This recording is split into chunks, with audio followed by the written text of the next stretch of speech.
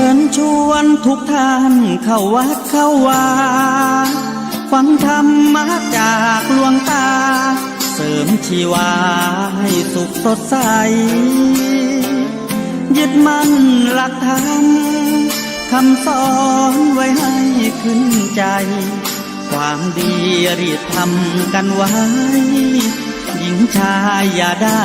นายนี้เชิญชวนทุกท่านเข้าวัดเข้าวาทำบุญด้วยจิตศรัทธาคุณบุญพาให้เราสุขีจะทำการใดนำใช้ในสิ่งดีดีทำบุญให้ทานวันนี้ไม่มีใครว่าใครชังสมัยก่อนประทับใจปู่ย่าตายายวันพระไม่เคยเบื่อหน่ายจำได้ไม่ลืมสักครั้งเหตุใดวันนี้มีคนเข้าวัดน้อยจังอยากให้เหมือนก่อนอีกครั้งฝากความหวังกับคนรุ่นใหม่เชิญชวนทุกท่านเข้าวัดเข้าวารับศีลรับพรหลวงตาเสริมคุณค่าให้กับจิตใจกระทำความดีเรื่องนี้ไม่ต้องอายใครว่างจากการงานเมื่อใดเชิญชวนท่านไปทำบุญ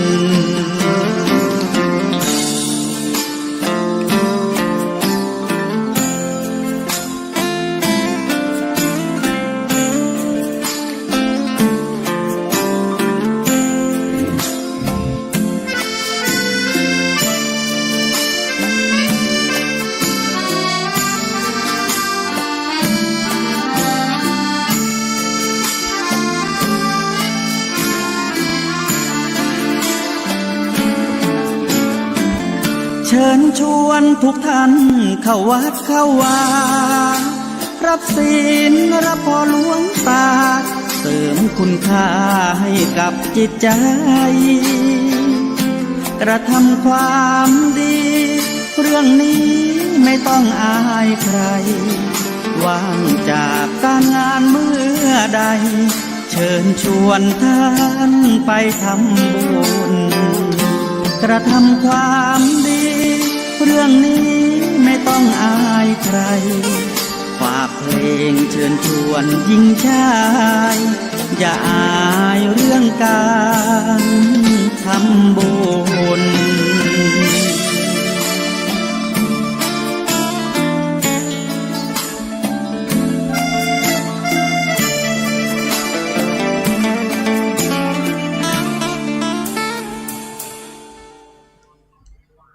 ถวายความเคารพพระมหาเถรานุเถระครูบาอาจารย์เจ้าทั้งหลายจุตนจุองค์เจริญสุขเจริญธรรมจงบังเกิดมีแก่สาธุชนทุกท่านที่ได้สดับรับฟังธรรมะทางสถานีวิทยุวัดฝ่ายหินมหาวิทยาลัยเชียงใหม่ในคลื่น FM 104.50 เมกะเฮิรตซ์เมื่อค่ำยามเย็นวันนี้สาระธรรมวัดสลีโสดาเสียงธรรมพระธรรมจาริกก็มาพบกันกับสาธุชนทุกท่านแต่ว่าก็บ่ได้มาออกรายการมีภาระหน้าที่ที่ต้องทำตลอดวันค่ำเลยบ่สะดวกเข้าห้องส่งแล้วก็ช่วงบ่ายวันนี้แถมก็มีภารกิจในการที่จะดำเนินงานตกค้างบ่สำเร็จเสร็จสิ้นก็เลยบ่ได้มาออกอากาศกับท่านผู้ฟังทั้งหลายวันจันทร์วันอังคารวันพุธตกตายามบ่ายยามเย็น3 วันที่ทางสถานีวิทยุได้มอบเวลาให้กับอาตมาภาพท่านพระครูปัญญาสังฆการหรือท่านพระครูพรหมินทร์โดย เมตตาจากท่านอาจารย์พระครูสมุวิสุวัตวรกิจโจเจ้าอาวาสวัดฝายหินตำบลสุเทพอำเภอเมืองจังหวัดเชียงใหม่และก็เป็นผู้อำนวยการสถานีวิทยุ 104.50 เมกะเฮิรตซ์ในเครือข่าย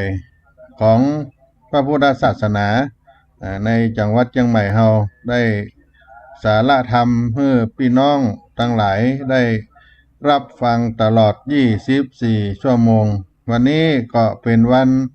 ที่12เดือนกันยายน2566เดือน11เหนือลง12ค่ำได้เป็นวันอังคารวันนี้ก็ได้มาพบกันในต้นรายการนี้ก็จะได้นำเอาสุภาษิตโบราณล้านนาเอามาฝากมาปันพี่น้องท่านคนฟังทั้งหลายในบทที่ว่าฝนตกก็หันปล่องแดดส่องก็หันหูน้ำยิ่งขอนก็ฟูมีหูป่าก็ออกฝนตกก็หันปล่องแดดส่องก็หันหูน้ำยิ่งขอนก็ฟูมีหูป่าก็ออกก็เป็นสุภาษิตโบราณล้านนาไทยที่ได้กล่าวไว้ว่าฝนตกก็เห็นช่องแดดส่องก็เห็นรูน้ำจึงขอนไม้ก็ฟูมีรูปลาก็ออกได้ความหมายนั้นก็คือความ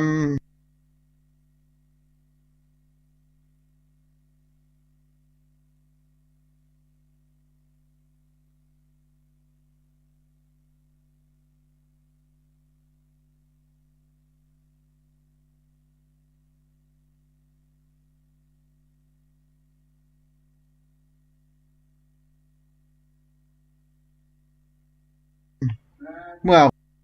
ส่องก็หันหูน้ำยิ่งขอนก็ฟูมีหูป่าก็ออกหลังคาฝนตกมีรูตาหัน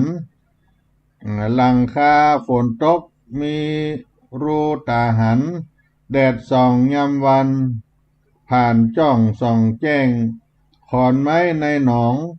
นอนยองที่แห้งย่อมฟูสำแดงยิ่งน้ำบวกเลิกป่าขังผานังเกิดกรรมป่าหายหลอดถ้ำหูมีบาปกล้ากรรมพิษเคยปิดว่าจีวันดีคืนดีโลกหูที่แจ้งหลังคาฝนตกมีหูตาหันแดดส่องยามวันผ่านจ้องส่องแจ้งขอนไม้ในหนองนอนยองที่แห้งย่อมฟูสำแดงยิ่งน้ำบวกเลิกป่าขังผานังเกิดกรรมป่าหายหลอดถ้ำหูมีบาปกล้ากรรมพิษเคยปิดว่าจีวันดีคืนดีโลกรู้ที่แจ้งเมื่อหลังคาเวลาฝนตกจะหันหูหัวยิ่งแดดส่องตอนกลางวันก็จะหันแสงแดดลอดผ่านหูหัวได้อย่างชัดเจนขอนไม้ในหนองน้ำเมื่อน้ำแห้งก็นอนตอดเหยียดอยู่แต่พอมีน้ำเจิ่งขึ้นขอนไม้ก็ฟูแอ่งน้ำที่มีป่าและมีพนังเป็นทำรบกันอยู่ป่าก็จะออกล่าเล่นอันนี้ก็เป็นสุภาษิตที่สอนเอาไว้ว่าเมื่อความจริงปรากฏย่อมมองหันความผิดท่านทุกทั้งหลายอย่างถ้าเฮาเปรียบไว้ที่เพื่อนได้กล่าวไว้ว่าหลังคาเนี่ยอยู่ปกติถ้าเฮาบ่ฮู้มันหัวทางใดเวลาฝนตกมานี่ก็จะฮู้ว่าหลังคานั้นมันหัวตัดใดกลางวันแดดส่องเข้ามาหลังคาตัดใดมันเป็นหูแสงแดดมันก็ลอดออกมาได้ยิ่งกลางวันนี่จะหันชัดเจนและขอนไม้เมื่อจมอยู่ในน้ำเวลาน้ำขึ้นมาขอนมันก็ฟูขึ้นปูปลาเมื่ออยู่ในน้ำมีพนังเกิดกันเมื่อมีหูมันก็ย่อมออกมาย่อมออกหูมาอันนี้ก็เป็นเปรียบเทียบความผิดที่ปรากฏขึ้นตามความจริงเมื่อความจริงปรากฏ ความผิดก็เกิดขึ้นกับคนที่ได้กระทำสิ่งที่บ่ถูกต้องสิ่งที่เป็นความผิดนั้นเพราะฉะนั้นสังคมทุกวันนี้หลายคนก็ย่อมทำผิดไปลงผิดไปคิดว่าตัวเองถูกและก็เฉพาะต่อผู้ที่สถานะสังคมฐานะกำนันต่างๆเมื่อไปอวดไปอู้ตัวเก่าอย่างนั้นอย่างนี้เมื่อความจริงปรากฏเกิดขึ้นสิ่งที่บ่ถูกต้องก็จะตามมาให้เปิ้นได้ฮู้ได้หันเพราะฉะนั้นทุกสิ่งการพูดเท็จลักขโมยการเบียดเบียนผู้อื่นก็เกิดจากมาฮู้สำนึกรู้คุณของผู้อื่นและบัตรนักว่าเมื่อทำบ่ถูกแล้วจะเดือดร้อนอย่างใดเพราะเกิดมาก็จะเป็นคนหันแก่ตัวมาโดยสัญชาตญาณและก็ว่าได้รู้จักสำนึกบุญคุณของผู้อื่นจึงมีชีวิตเป็นชาตญาณรักตัวกว่าตายกว่าอายกว่าอดกว่าคนอื่นได้ดีได้ดีก็จึงขาดสำนึกรู้คุณในผู้อื่นก็เป็นเหตุให้ทำผิดหลายๆสิ่งหลายๆอย่างนี่ก็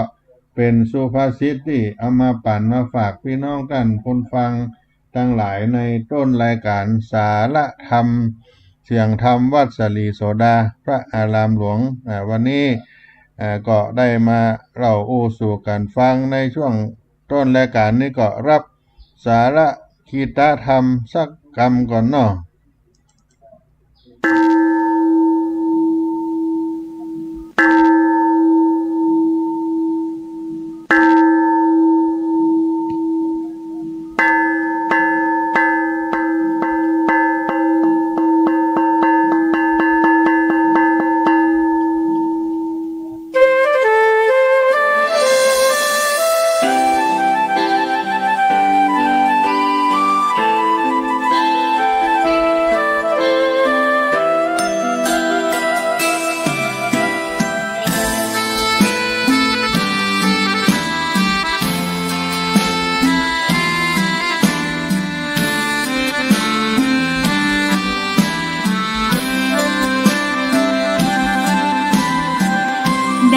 เกิดเป็นคนนั้นยากจริงนะเพราะพุทธศาสนายิ่งแสนยากเย็นคนไทยโชคดีที่สุดแล้วมีแก้ว3 ดวงงามเด่นมีวัดซึ่งเป็นนาบุญยิ่งใหญ่มีศาสนาพุทธประจำชาติไทยอยากหล่ออยากสวยเราต้องรักษาศีลอยากมีอันจะกินต้องหมั่นทำบุญทำทานเอาไว้เข้าวัดสวดมนต์ฝึกฝนสติให้ว่องไวรีบทำตอนที่เราทำเองได้อย่ารอจนตายถึงเข้าวัดว่าเข้าวัดจำเป็นจะได้เห็นแต่น้ำใจเข้าวัดยามตาจะได้เห็นแต่น้ำตาก่อนจะสายเกินขอเชิญมาใช้ชีวิตให้คุ้มค่าเจริญทานศีลภาวนาสั่งสมบารมีไว้ทำบุญตอนที่ยังมีชีวิตย่อมดีกว่ารอเขาอุทิศบุญให้อย่ามัวหลงเพลินเดินห่างวัดตัวอย่างชัดๆมีมากมายเข้าวัดตอนตายสายเกินแก้กรรม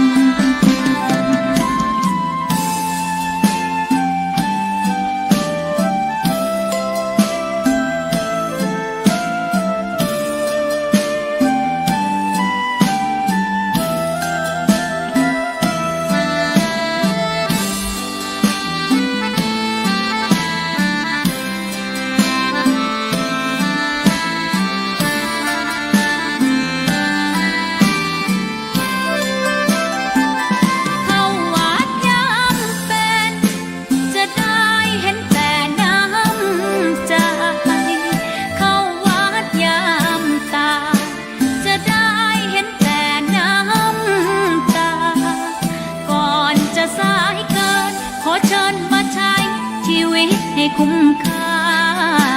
เจริญทานศีลภาวนาสั่งสมบารมีไว้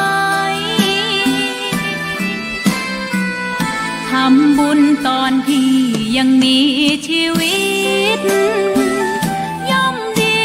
กว่ารอเขาอุทิศบุญให้อย่ามัวหลงเพลินเดินห่างวัดตัวอย่างชัดๆมีมากมายเข้าวัดตอนตายสายเกินแก้กรรมเข้าวัดยามเป็นผลบุญหนุนนำเข้าวัดยามเป็นจะได้เห็นแต่น้ำใจเข้าวัดยามตายจะได้เห็นแต่น้ำตา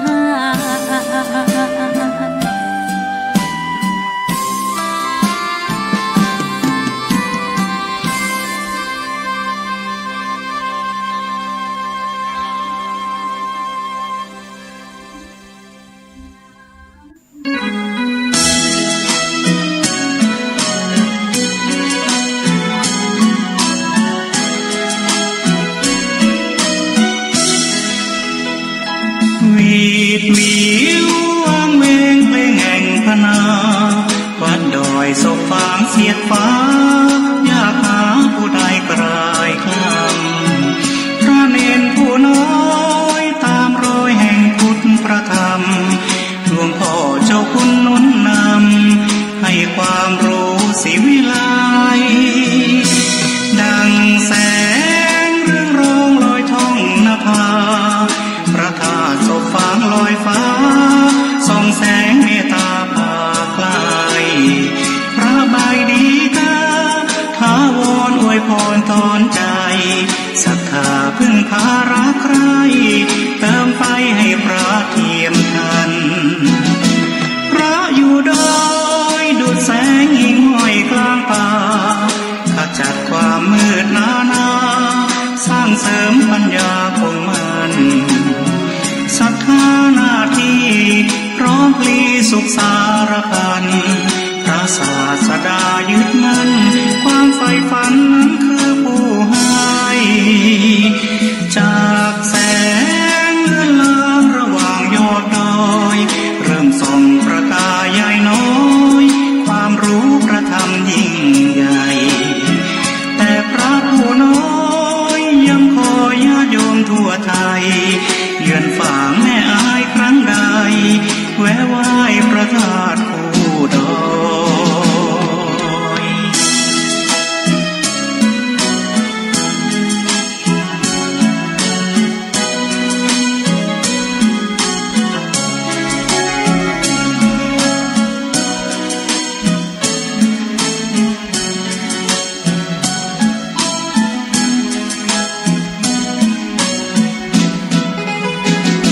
พระอยู่ดอ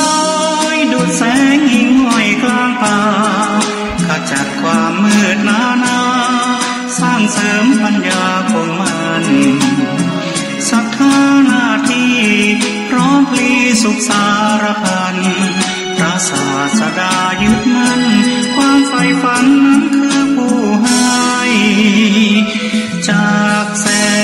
งเลื่อนลางระหว่างยอดดอยเริ่มส่องประกายใหญ่น้อยความรู้ประธรรมยิ่งใหญ่แต่พระผู้น้อยยังคอยญาติโยมทั่วไทยเยือนฝางแม่อายครั้งใดแวะไหว้พระธาตุผู้ดอย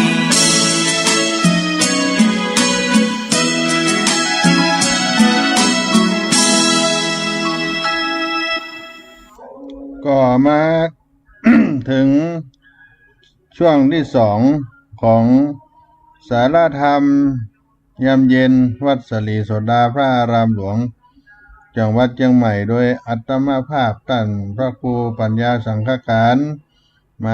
าพบพี่น้องท่านคนฟังทั้งหลายได้ผู้ได้จากกันไปในเบื้องต้นใน รายการก็มาช่วงที่สองก็ได้ยินทาง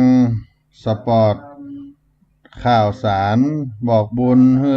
กับวัดสลีโสดาพระอารามหลวงจังหวัดเชียงใหม่ก็เป็นสิ่งที่แสดงถึงความเคารพความกตัญญูต่อพระเดชพระคุณเจ้าประคุณสมเด็จพระพุทธชินวงศ์ปฐมสมเด็จล้านนาไทยและปฐมประธานคณะพระธรรมจาริกอดีตเจ้าวาดวัดเบญจมาบพิตรดุสิตวนารามอดีตเจ้าคณะใหญ่หนเหนือครูบาเจ้าสลีวิจัยนักบุญล้านนาไทยปฐมเจ้าอาวาสวัดสลีโสดาและผู้สถาปนาวัดสลีโสดาได้ไว้ในพระพุทธศาสนาเรียกว่าวันกตัญญูวันที่22กันยายนของทุกปีวันกตัญญูของวัดสลีโสดาพระอารามหลวงเพราะฉะนั้นพระเดชพระคุณหลวงพ่อพระเทพโกศลหรือได้เลื่อนสมณศักดิ์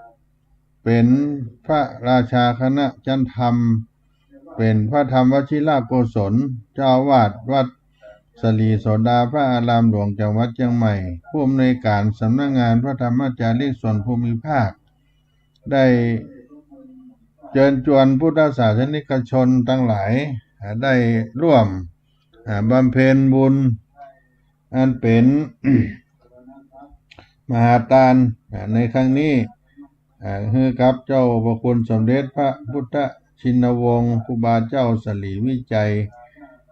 และอดีตพระธรรมจาริกที่ได้ล่วงรับขันไปได้เป็นวันกตัญญูของวัดสลีโสดาพระอารามหลวงเพราะฉะนั้นก็จะถึงวันกตัญญูแถมบักกี่วันนี้ศรัทธาญาติโยมวันกตัญญูปีที่28อุทิศต่อบูรพาจารย์ปูชนียาจารย์ในวัดสลีโสดาโครงการพระธรรมจาริกผู้มีพระคุณมีคุณูปการต่องานเผยแผ่พระพุทธศาสนางานพระธรรมจาริกก็ได้จัดขึ้นในวันที่22กันยายน2566ปีนี้เป็นปีที่28ช่วงเจ้าก็จะมีพิธีในวัดสลีโสดาก็คือการได้ท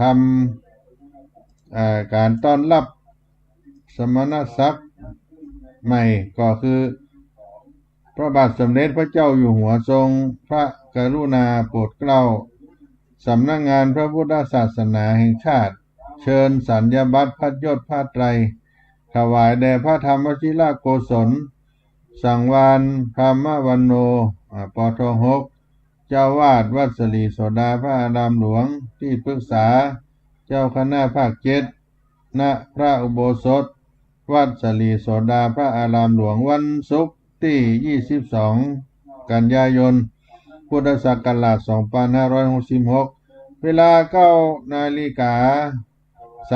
นาทีพุทธศาสนิกชนทุกฝ่ายพร้อมกันณอุโบสถวัดสลีโสดาพระอารามหลวงประสงค์เจริญชัยมงคลคาถา10รูปขึ้นสู่อัสงฆ์เวลา10 นาฬิกานายอินทพรจันเอี่ยมรองผู้อำนวยการรักษาราชการแทนผู้อำนวยการสำนักงานพระพุทธศาสนาแห่งชาติเดินทางมาถึงวัดสลีโสดาพระอารามหลวงเข้าสู่อุโบสถจุดธูปเทียนบูชาพระรัตนตรัยนายอินทพรจันเอี่ยมถวายความเคารพหน้าพระบรมฉายาลักษณ์พระบาทสมเด็จพระเจ้าอยู่หัวนั่งประจำที่เจ้าหน้าที่อาราธนาศีลประธานสงฆ์ให้ศีลจบแล้วนายอินทพรจันเอี่ยมถวายสัญญบัตรพระยศและผ้าไตร แต่พระธรรมวชิรโกศลพระสงฆ์ทั้งนั้นเจริญชัยมงคลคาถา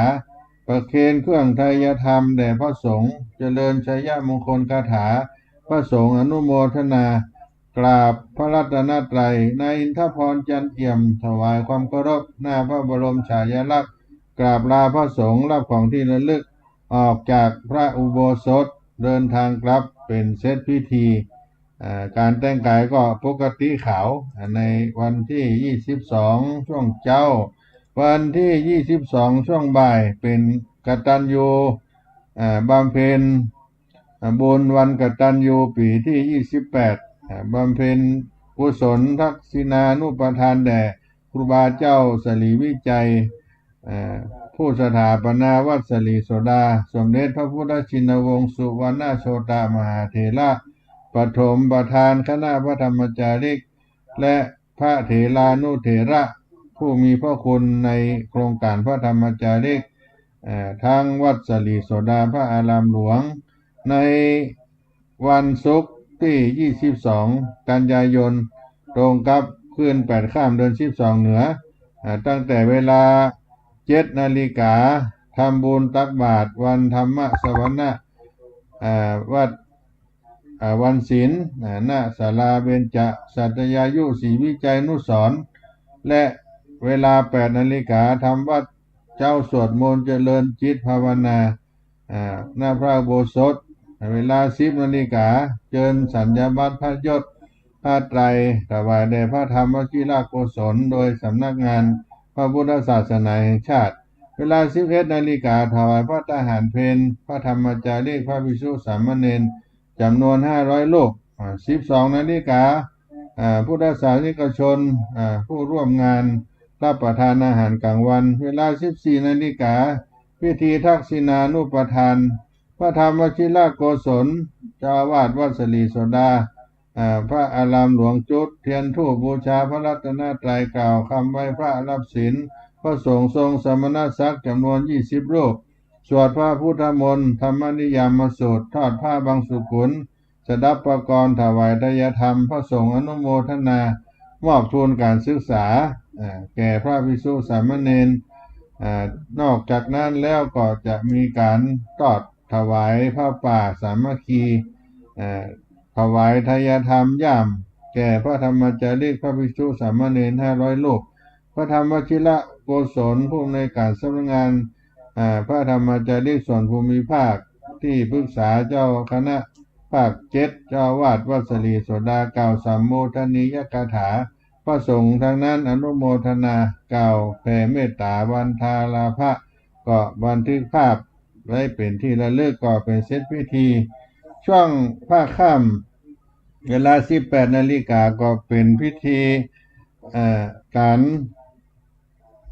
ฟังธรรมโครงการธรรมสัญจรครั้งสุดท้ายประจำปีงบประมาณ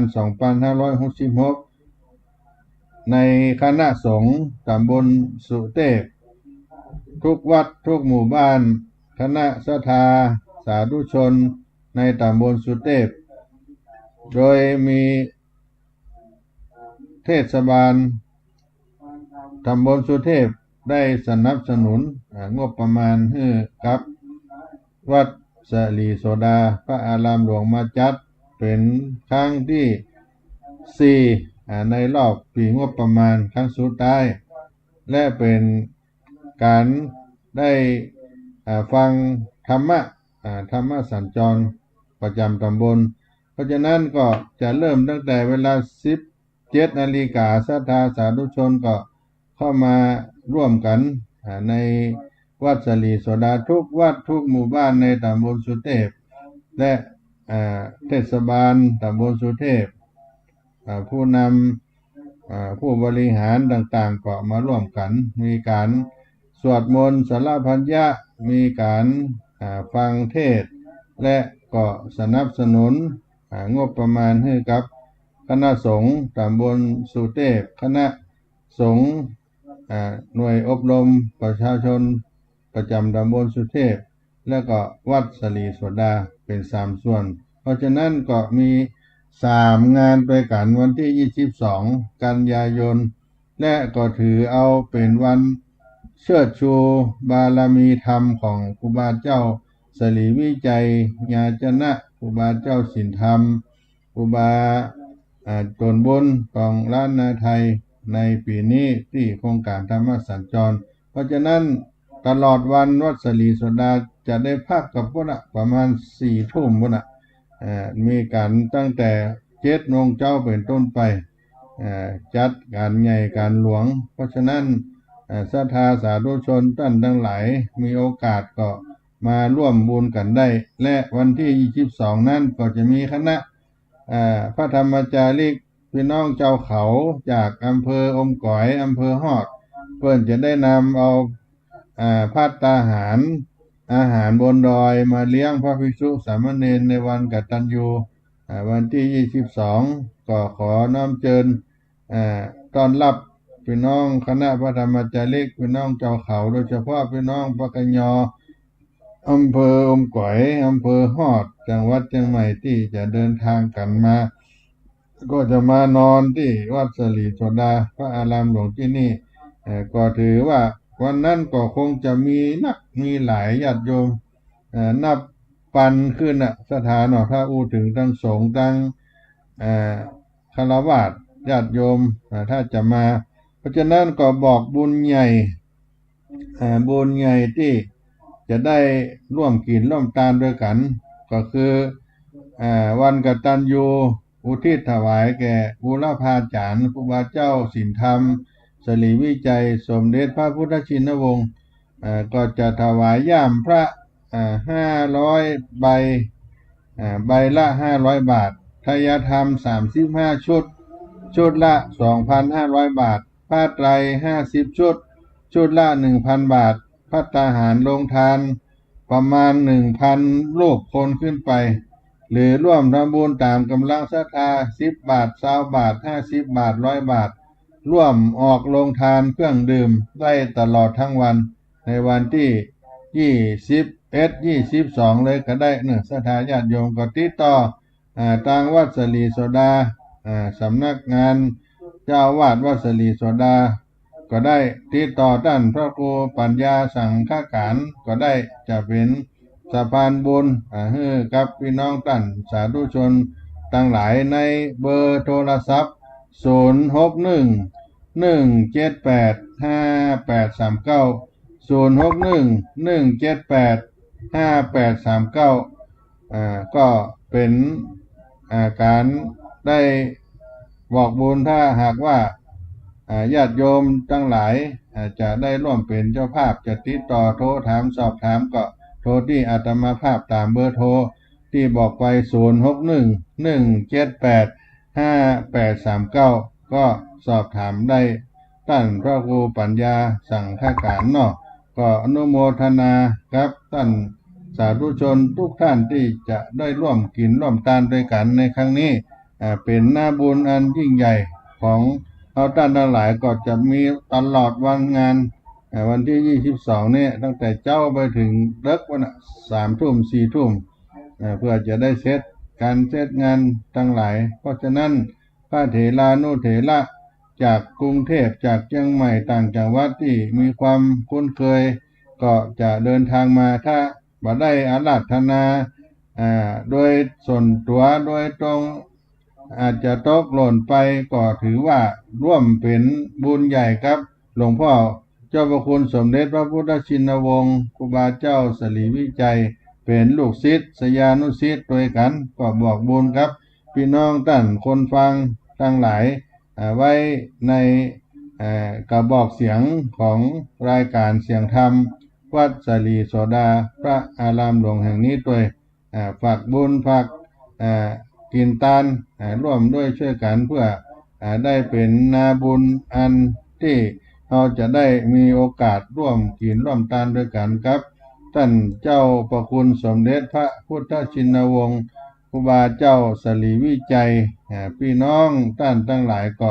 ได้มีโอกาสได้สร้างบุญสร้างบารมีให้ได้เป็นนาบุญได้เป็น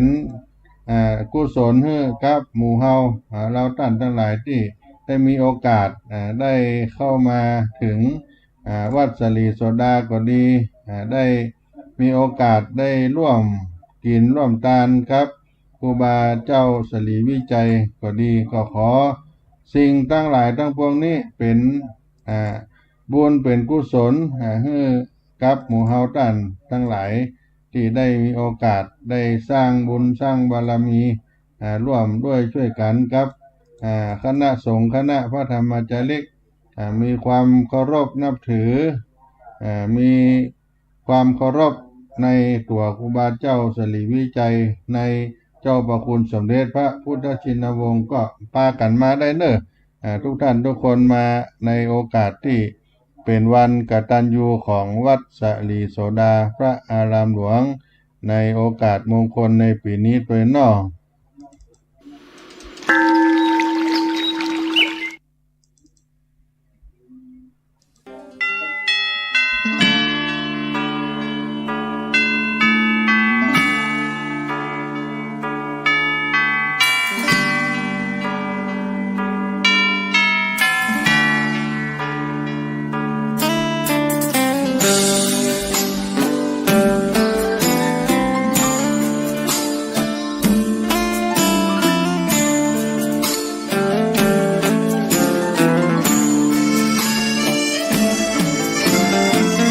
เชิญชวนทุกท่านเข้าวัดเข้าวา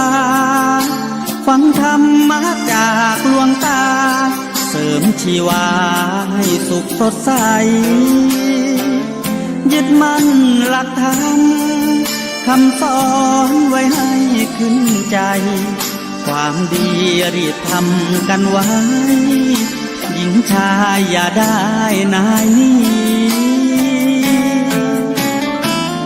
เชิญชวนทุกท่านเข้าวัดเข้าวาทำบุญด้วยจิตศรัทธาบุญพาให้เราสุขีจะทำการใดนำใช้ในสิ่งดีดีทำบุญให้ทานวันนี้ไม่มีใครว่าใครชังสมัยก่อนประทับใจปู่ย่าตายายวันพระไม่เคยเบื่อหน่ายจำได้ไม่ลืมสักครั้งเหตุใดวันนี้มีคนเข้าวัดน้อยจังอยากให้เหมือนก่อนอีกครั้งฝากความหวังกับคนรุ่นใหม่เชิญชวนทุกท่านเข้าวัดเข้าวารับศีลรับพรหลวงตาเสริมคุณค่าให้กับจิตใจกระทำความดีเรื่องนี้ไม่ต้องอายใครว่างจากการงานเมื่อใดเชิญชวนท่านไปทำบุญ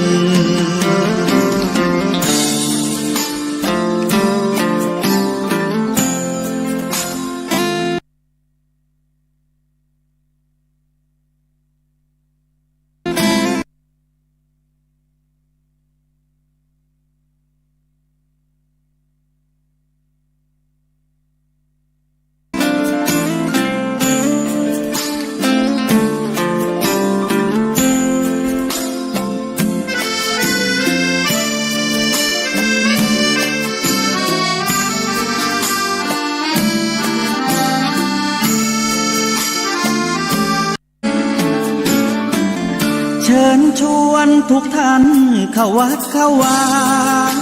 รับศีลรับพรหลวงตาเสริมคุณค่าให้กับจิตใจกระทำความดีเรื่องว่างจากการงานเมื่อใดเชิญชวนท่านไปทำบุญกระทำความดีเรื่องนี้ไม่ต้องอายใครฝากเพลงเชิญชวนหญิงชายอย่าอายเรื่องการทำบุ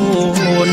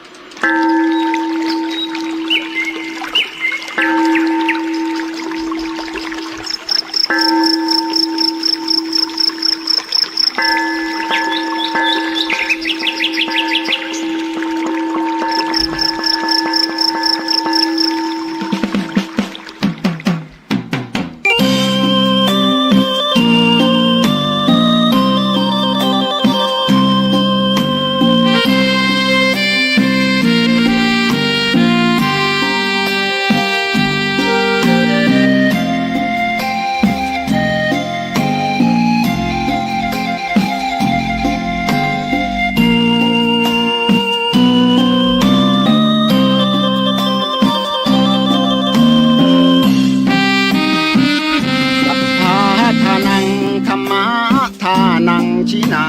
ติ ภาษาบาลีที่พุทธองค์ท่านทรงตรัสสอนการให้ธรรมะชนะการให้จงได้สังวรให้ทราบภายในชะล้างจิตใจให้คำสั่งสอนธรรมะจะช่วยกัดกร่อน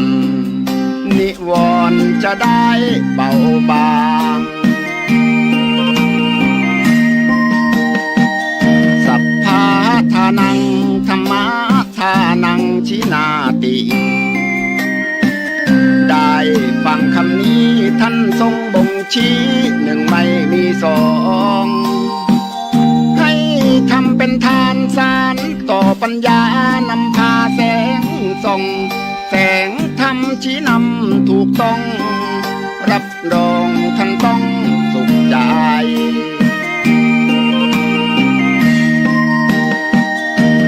โลภโกรธหลงปลงเสียบ้างมาสร้างกุศลอย่าหลงวังวนคิดสร้างกุศลผลบุญยิ่งใหญ่ร่ำรวยล้นฟ้าจำไว้เถิดว่าไม่ช้าต้องตายศีลธรรมชี้นำสุขใจยามตายจะได้หลับตา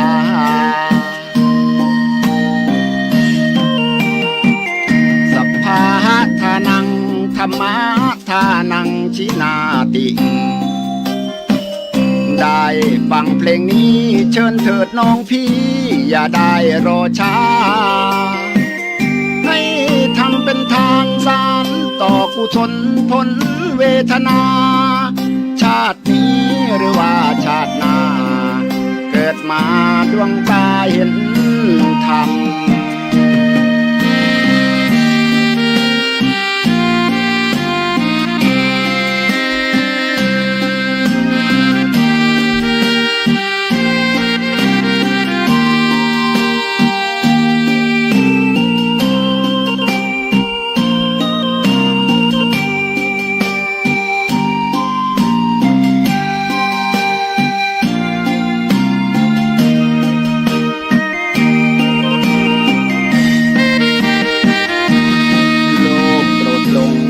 ลงเสียบ้างมาสร้างกุศลอย่าหลงวังวนคิดสร้างกุศลผลบุญยิ่งใหญ่ร่ำรวยล้นฟ้าจำไว้เถิดว่าไม่ช้าต้องตายศีลธรรมชี้นำสุขใจยามตายจะได้หลับตา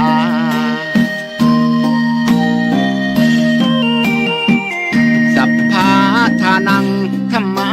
ทานังชินาติได้ฟังเพลงนี้เชิญเถิดน้องพี่อย่าได้รอช้าให้ทำเป็นทานสารต่อกุศลผลเวทนาชาตินี้หรือว่าชาติหน้าเกิดมาดวงตาเห็นธรรม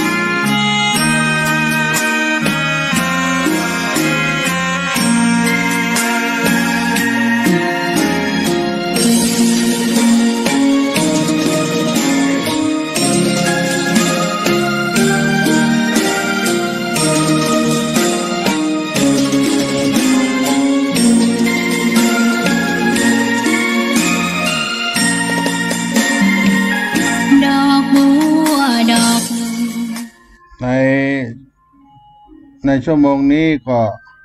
จะสิ้นสุดเวลาสาธธรรมเสียงธรรมวัดสลีโสดาพระอารามหลวงจังหวัดเชียงใหม่โดยอาตมาภาพท่านพระครูปัญญาสังฆการได้มาดำเนินรายการและช่วงต่อไปหลังจากได้เคารพธงชาติแล้วก็จะมีรายการต่อโดยอาตมาภาพซึ่งอาจารย์พระครูสมุวิสุวัตรวรกิจโยท่านได้ขออาราธนาได้เข้ารายการในช่วง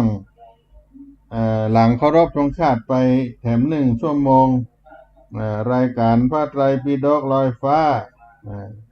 อาจารย์ประเสริฐวิรวงศ์เปิ้นยุทธ1 วันก็ขอท่านพระครูปัญญาสังฆการได้มามาจาสาระงานต่างๆที่จะได้จัดได้ทำในวัดสลีโสดาในโครงการพระธรรมจาริกก็จะในช่วงที่2หลังเคารพธงชาติตอนนี้ก็จะล่ำลาในรายการต้นไปก่อนก็เดี๋ยวจะป้ากันหลังเคารพธงชาติเสร็จแล้วในสาระธรรมยามเย็นในรายการ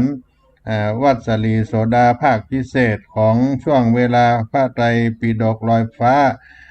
ก็ขอให้พี่น้องท่านคนฟังที่ยังแบบได้เลื่อนได้ปิดรายการไปไหนได้ปะได้ได้จากกันได้ถามกันก็ได้เนื้อท่านพระครูปัญญาสังฆการ0611785839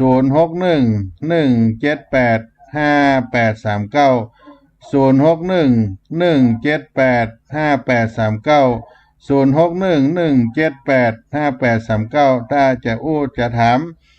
การงานวัดสลีโสดาจะจัดจะทำอยากจะร่วมบุญก็ตักตายกันได้หลังเคารพธงชาติตอนนี้ก็พี่น้องท่านคนฟังได้รับฟัง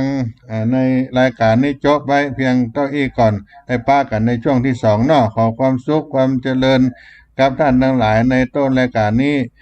ในช่วงท้ายของเสียงธรรมวัดสลีโสดาจงมีแก่คนฟังทุกท่านทุกคนอายุวันโนสุขังปะลัง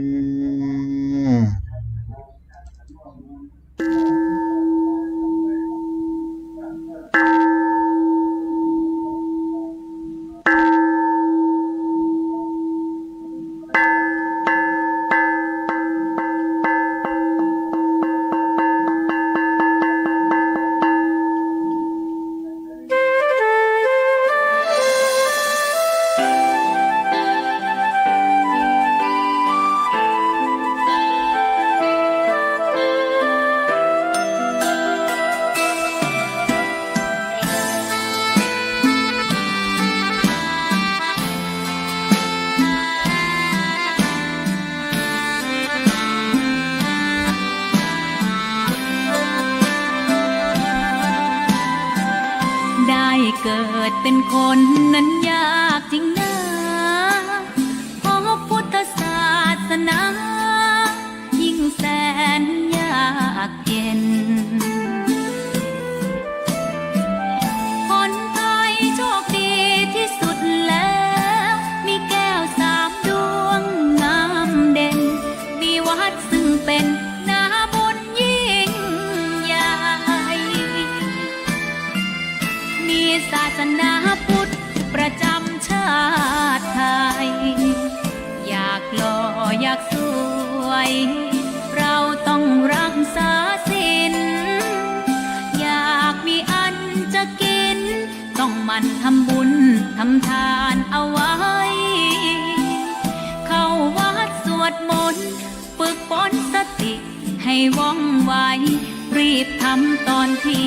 เราทำเองได้อย่ารอจนตายถึงเข้าวัดว่าเข้าวัดยามเป็นจะได้เห็นแต่น้ำใจเข้าวัดยามตายจะได้เห็นแต่น้ำตาก่อนจะสายเกินขอเชิญมาใช้ชีวิตให้คุ้มค่าเจริญทานศีลภาวนาสั่งสม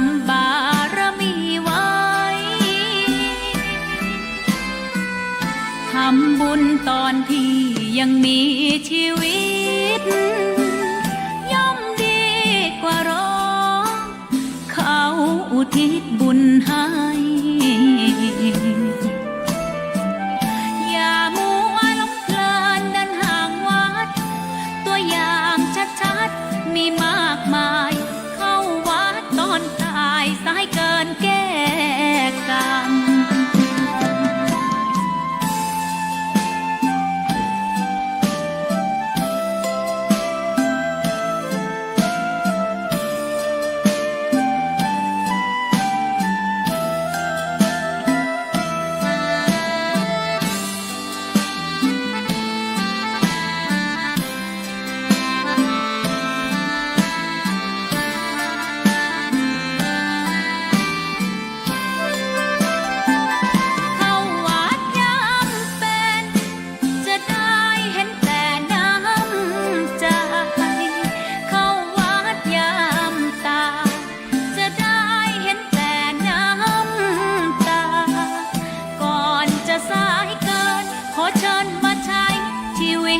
คุ้มค่าเจริญทานศีลภาวนาสั่งสมบารมีไว้ทำบุญตอนที่ยังมีชีวิตย่อมดีกว่ารอเขาอุทิศบุญให้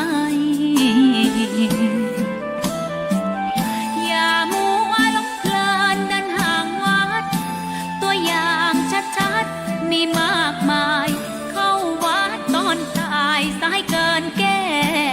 กรรมเข้าวัดยามเป็นผลบุญหนุนนำเข้าวัดยามเป็นจะได้เห็นแต่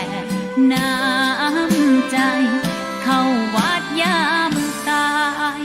จะได้เห็นแต่น้ำตา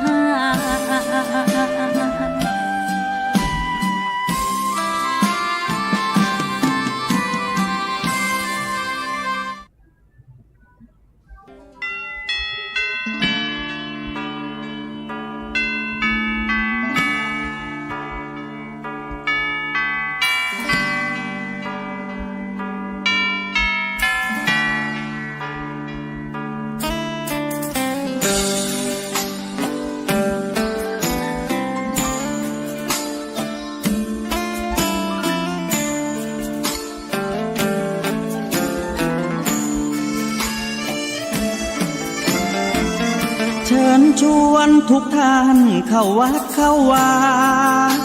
ฟังธรรมะจากหลวงตาเสริมชีวาให้สุขสดใสยึดมั่นหลักธรรมคำสอนไว้ให้ขึ้นใจความดีรีบทำกันไว้หญิงชายอย่าได้นายนี้เชิญชวนทุกท่านเข้าวัดเข้าวาทำบุญด้วยจิตศรัทธาบุญพาให้เราสุขีจะทำการใดนำใช้ในสิ่งดีดีทำบุญให้ทานวันนี้ไม่มีใครว่าใครชังสมัยก่อนประทับใจปู่ย่าตายายวันพระไม่เคยเบื่อหน่ายจำได้ไม่ลืมสักครั้งเหตุใดวันนี้มีคนเข้าวัดน้อยจังอยากให้ก่อนอีกครั้งฝากความหวังกับคนรุ่นใหม่เชิญชวนทุกท่านเข้าวัดเข้าวารับศีลรับพรหลวงตาเสริมคุณค่าให้กับจิตใจกระทำความดีเรื่องนี้ไม่ต้องอายใครว่างจากการงานเมื่อใดเชิ ชิญชวนท่านไปทำบุญ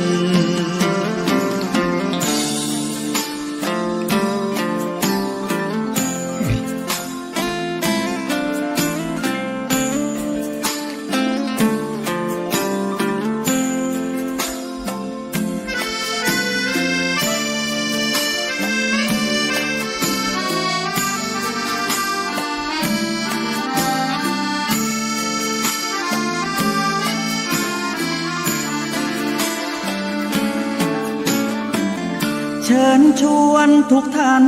เข้าวัดเข้าวารับศีลรับพรหลวงตาเสริมคุณค่าให้กับจิตใจ กระทำความดี เรื่องนี้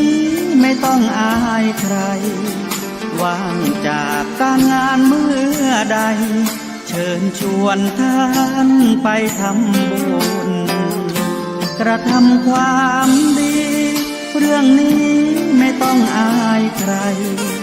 ฝากเพลงเชิญชวนหญิงชายอย่าอายเรื่องการทำบุญ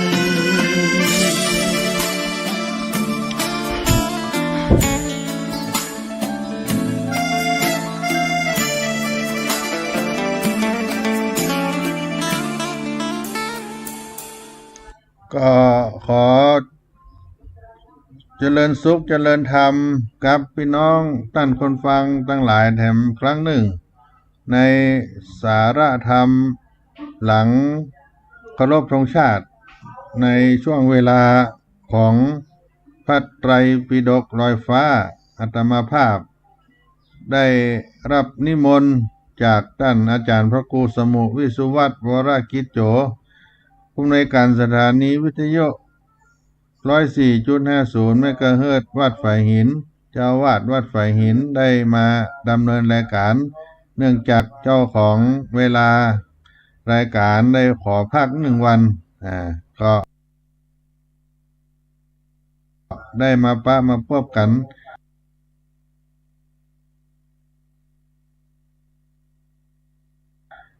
ได้เป็นมงคลหลังจากได้รับฟัง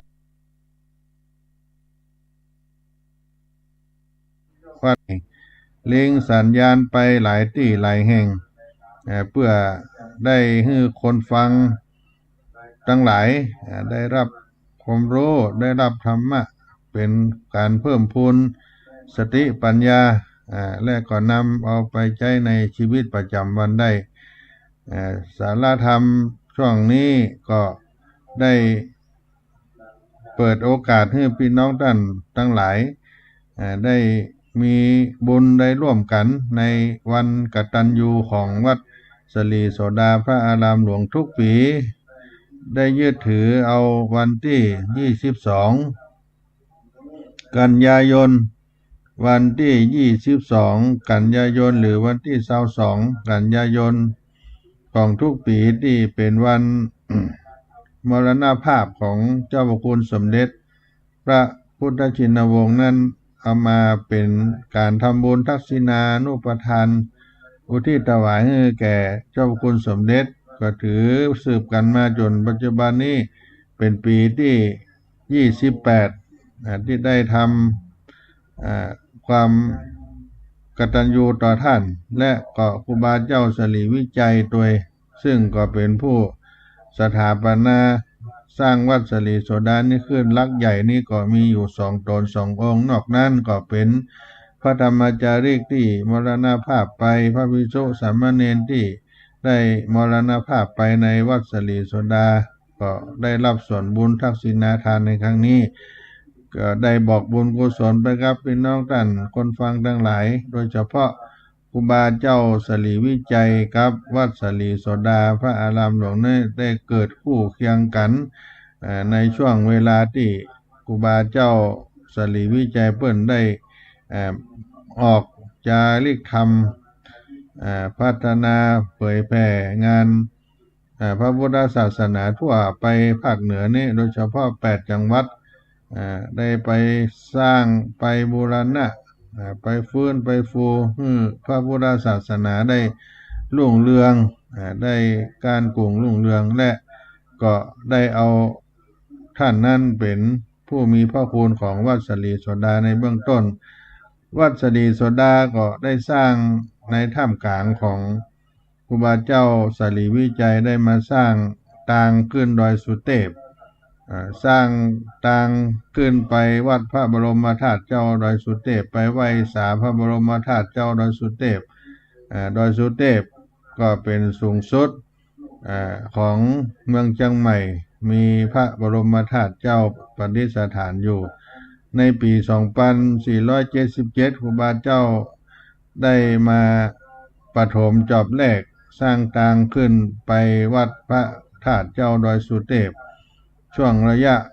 แรกๆก็ได้เอาบริเวณตีนดอยสุเทพซึ่งที่เป็นวัดสลีโสดาปัจจุบันนี้เป็นต้นตางขึ้นดอยสุเทพได้เป็นที่กองอำนวยการรับบริจาคสิ่งของข้าวสารอาหารแห้งวัสดุอุปกรณ์ที่จะนำเอาไปเป็นการถางกุดกุ่นจอบเสียมขอบกอีปิกจะแรงเครื่องมือที่จะเอาไปขุดไปสร้างตางเพราะกันนั้นการสนับสนุนด้วยข้าวปลาอาหาร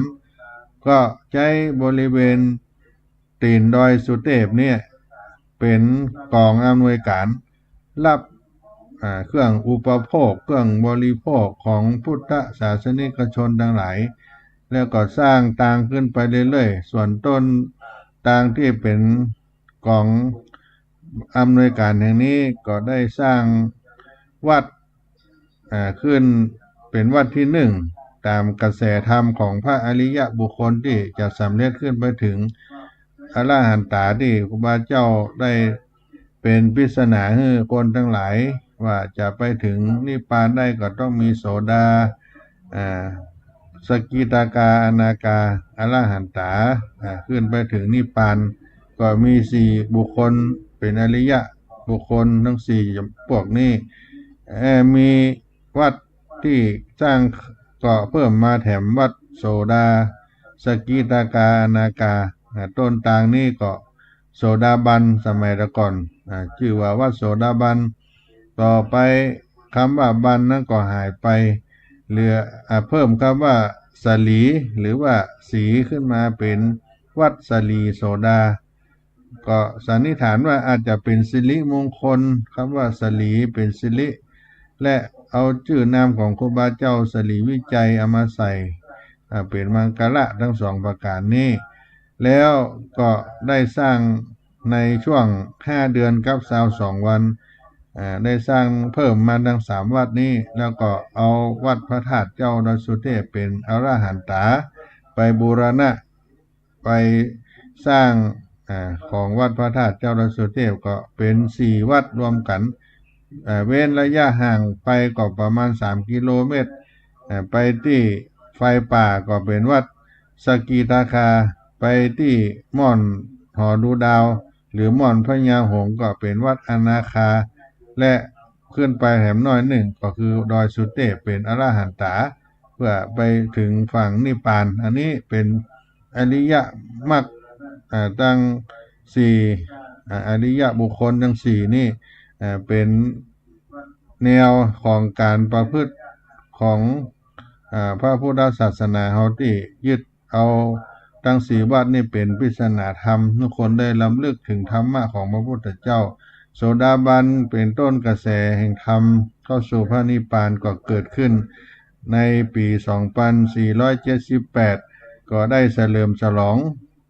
ณวัดสลีโสดาพร้อมต่างขึ้นวัดพระธาตุดอยสุเทพนี้เป็นเวลา15 วัน 15 คืนเริ่มเปิดตั้งแต่วันที่30 เมษายน 2478ที่วัดสลีโสดานี้ขึ้นเป็นเวลา15 วัน 15 คืนตามประวัติที่เพิ่นได้กล่าวไว้เพราะฉะนั้นครูบาเจ้าสลีวิจัยกับวัดสลีโสดาเป็นผู้มีคุณูปการเนื่องด้วยการมาครูบาเจ้าได้เป็นผู้สถาปนาวัดนี้ขึ้นไว้ในพระพุทธศาสนา ในต้นต่างขึ้นวัดพระธาตุดอยสุเทพและอันที่สองก็คือเจ้าพระคุณสมเด็จพระพุทธชินวงศ์เป็นประธานปฐมโครงการพระธรรมจาริกที่ได้เอางานเผยแผ่พระพุทธศาสนาขึ้นไปสู่พี่น้องเจ้าเขาซึ่งอยู่ห่างไกลความเจริญในปี 2508 นั้นได้มีการประชุมการเปิดโครงการว่าธรรมจาริกขึ้นที่วัดเบญจมาบพิตรได้ตั้งโครงการเผยแผ่จาริกธรรมนี้ขึ้นมาช่วงแรกก็ส่งคณะสงฆ์ไปเหมือนพระสัมมาสัมพุทธเจ้าได้ส่งสาวกเข้าไปประกาศธรรมครั้งแรก60 รูปว่า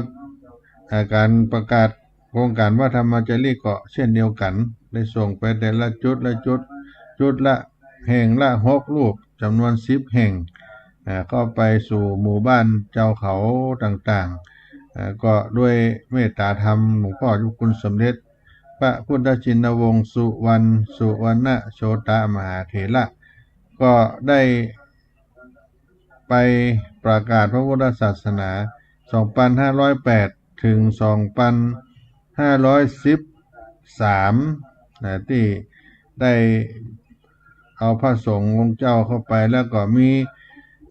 พลบุตรลูกหลานที่มาบวชในโครงการพระธรรมจาริกอยู่เล็กๆน้อยๆ10 รูป20 รูปช่วงต้นต่อมาเปิดศูนย์อบรมเจ้าเขาที่วัดสลีโสดาโดยคณะสงฆ์จากวัดเชียงใหม่ได้เลือกเอาม่อนดอยวัดสลีโสดานี้เป็นสำนักงานศูนย์อบรมพระพุทธศาสนาแก่เจ้าเขาก็เลยตั้งเป็นส่วนภูมิภาคของโครงการพระธรรมจาริกได้ตั้งขึ้นเมื่อปี 2514 เปิดป้ายแต่การดำเนินการนั้นตั้งแต่ 2512-13 เปิดป้ายศูนย์เจ้าเขา 2514 ที่อบรมพระภิกษุสามเณรสืบกันมาจนถึงปัจจุบันนี้ก็ได้มีกุลบุตรลูกหลานเจ้าเขาได้ไปบวชในโครงการก็คือเอาไปบวชที่วัดเบญจมาบพิตรในการเผยแผ่พระพุทธศาสนาแล้วก็กลับมาห้ามเฮียนอยู่ที่วัดสลีโสดาพระอารามหลวงแห่งนี้โดยต้นเรื่องเก้าเงากับเจ้าพระคุณสมเด็จพระพุทธชินวงศ์สุวรรณโชตมหาเถระเป็นปฐมสมเด็จในล้านนาประเทศของเฮานี่แล้วก็เป็นเจ้าคณะใหญ่หัวเหนืออดีตเจ้าวาดวัดเบญจมาบพิตรเปิ้นเป็นคนเมืองเหนือเฮาอยู่บ้านนางแลอำเภอเมืองเจียงไฮ้บ้านเกิดเมืองนอนก็เพราะฉะนั้นก็ทั้งสองพระมหาเถระนี้มีคุณูปการต่อวัดสลีโสดาและพี่น้องเจ้าเขาในโครงการพระธรรมจาริกก็ได้ทำบุญกินตามไปให้เปิ้นไปเป็นกตัญญูกตเวทิตาให้เจ้าคุณสมเด็จพระพุทธชินวงศ์ครูบาเจ้าสลีวิจัยในวันที่22 กันยายน 2566 นี้ที่ได้มีงานประชาสัมพันธ์ไปในเบื้องต้นให้พี่น้องท่านคนฟังทั้งหลายได้ฟังว่าวันที่22 กันยายนที่เป็นวันกตัญญูได้รำลึกถึงคุณูปการต่อเจ้าพระคุณสมเด็จครูบาเจ้าสลีวิจัยเพราะฉะนั้นไผจะเป็นเจ้าภาพผ้าไตรเครื่องไทยธรรมและโรงทานก็สามารถติดต่อสอบถามอาตมาภาพพระครูปัญญาสังฆการได้ใน 061-178-5839 มีย่ามถวายพระและไทยธรรมผ้าไตรโฮงทานภัตตาหารหรือจะออกโฮงทานร่วมกันได้ตั้งแต่วันที่21-22 วันเลยก็ได้เนาะเพราะจะมีพระธรรมจาริกพี่น้องบนดอยได้ลงมาในวันที่21เป็นวันต้อนรับพี่น้องเจ้าเขาพระธรรมจาริกลงจากดอยวันที่22เป็นวันกีนวันตาล3 งานใหญ่ ในวันที่22ก็คือช่วงเจ้าเป็นการต้อนรับสัญญาบัตรพัดยศในพระธรรมวชิราโกศลที่สำนักงานพระพุทธศาสนาแห่งชาติได้รับพระกรุณาโปรดเกล้าให้เป็นผู้อัญเชิญสัญญาบัตรพระยศพระไตรเข้ามาถวายแก่พระเทพโกศลในราชทินนามจันทำเป็นพระธรรมวชิราโกศลช่วง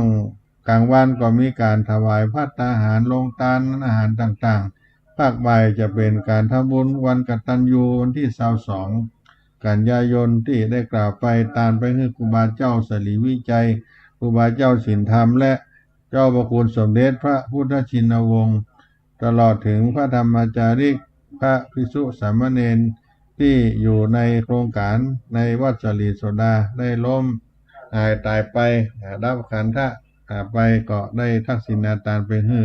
ภาคค่ำก็เป็นโครงการธรรมสัญจรคณะสงฆ์ตำบลสุเทพคณะศรัทธาในตำบลสุเทพโดยได้รับการสนับสนุนจากเทศบาลตำบลสุเทพได้เป็นต้นทุนให้ได้จัดงานครั้งนี้แล้วก็เป็นครั้งสุดท้ายในรอบปีงบประมาณ 2566 เพราะฉะนั้นก็เป็นงานใหญ่ตลอดเจ้าถึงค่ำวันที่21 22ถ้าท่านใดมีโอกาสจะร่วมออกโรงทานมาเป็นเจ้าภาพภัตตาหารเจ้าเพนน้ำปานะก็สามารถติดต่อสอบถามได้ที่อาตมาภาพจะได้บอกไปในเบื้องต้นก็จะได้แนะนำจะได้บอกให้ท่านได้ร่วมโอกาสกินทานครั้งใหญ่ครั้งนี้ในวัดสลีโสดาพระอารามหลวงก็พักกันสักกรรมก่อนเนาะได้รับเสียงธรรมคีตาธรรมในสาราธรรมยามเย็นวัดสลีโสดาภาคพิเศษของช่วงเวลาพระไตรปิฎกลอยฟ้าในรายการหลังเคารพธงชาตินี้เนาะ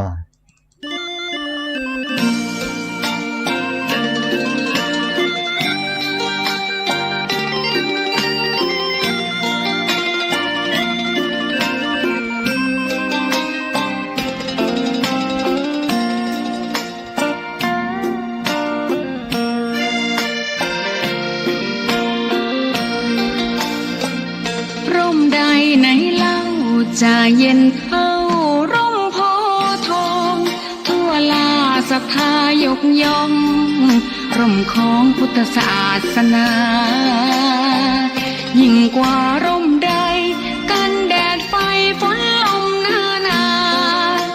แผ่กิ่งก้านสาขาปกคลุมประชาทุกชีวิตเย็นใดไหนเล่าจะเทียมเท่าเย็นใจพระธรรมที่ทรงตรัสไว้เป็นความจริงใสตรัสไว้ด้วยดี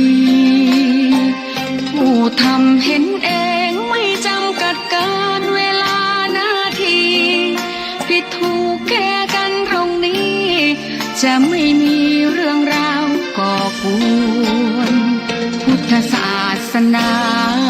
เชื่อมมากับเมืองสยา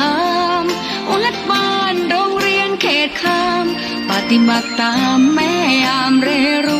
วนคิดทำสิ่งใดเป็นไปเพื่อประโยชน์ทั้งมวลทำดีละสิ่งยั่วยวนขนึงครวญทางสายกลางชนะในเล่าจะเทียมเท่าชนะตนยิ่งใหญ่ในทุกแห่งหนยิ่งกว่าชนะคนในสงครามไม่มีกลับแพ้ไม่มีเรื่องแย่มาลุกลามประพฤติปฏิบัติตามองค์สัมมาสัมพุทธเจ้า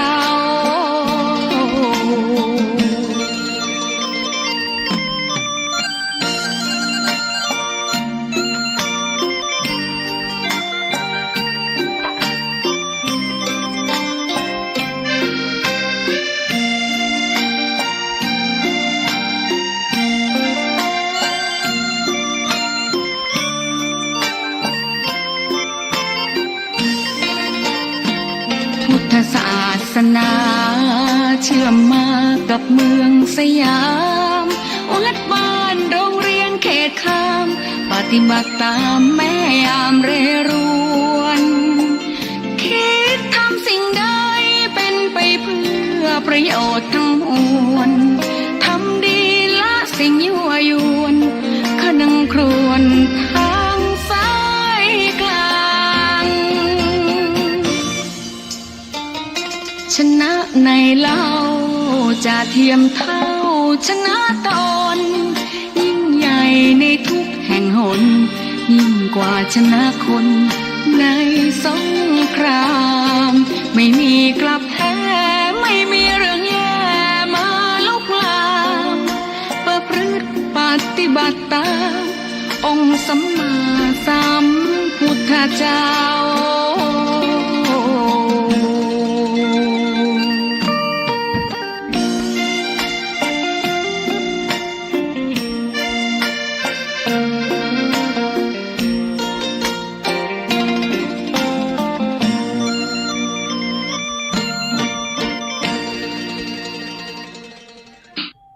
ก็มาอู้จากันถึงวันกตัญญูของวัดสลีโสดาพระอารามหลวงจังหวัดเชียงใหม่พี่น้องท่านทั้งหลาย